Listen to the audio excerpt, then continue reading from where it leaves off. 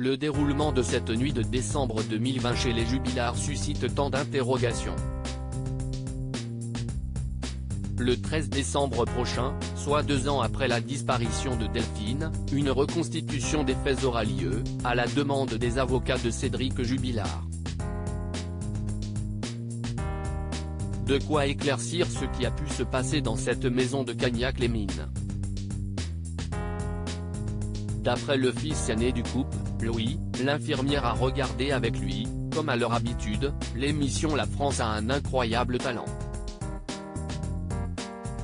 Il est parti se coucher mais a entendu ses parents se disputer.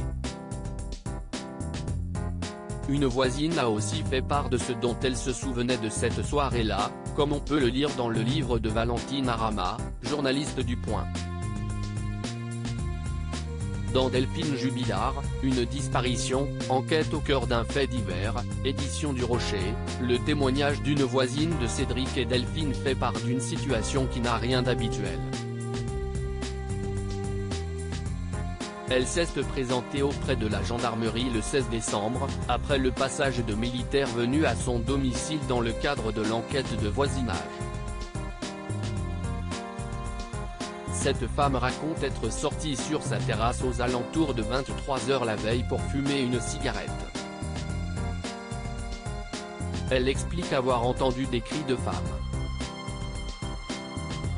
Pas de paroles, mais des cris de peur.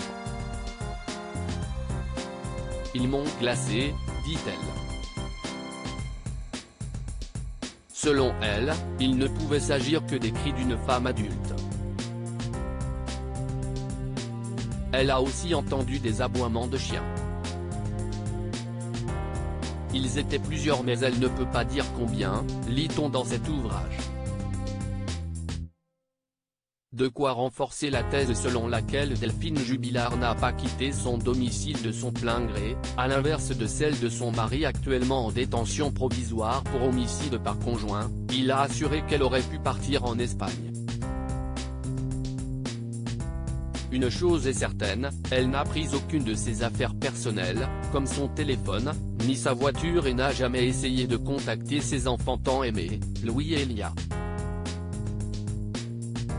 Pour l'accusation qui s'appuie aussi sur l'expertise psychiatrique du suspect numéro 1, le mobile du coupable idéal est clair, il ne surmontait pas le fait de voir sa femme, son grand amour de jeunesse, lui échapper et être prêt à refaire sa vie avec un autre. Cédric Jubilard reste présumé innocent des faits qui lui sont reprochés jusqu'au jugement définitif de cette affaire.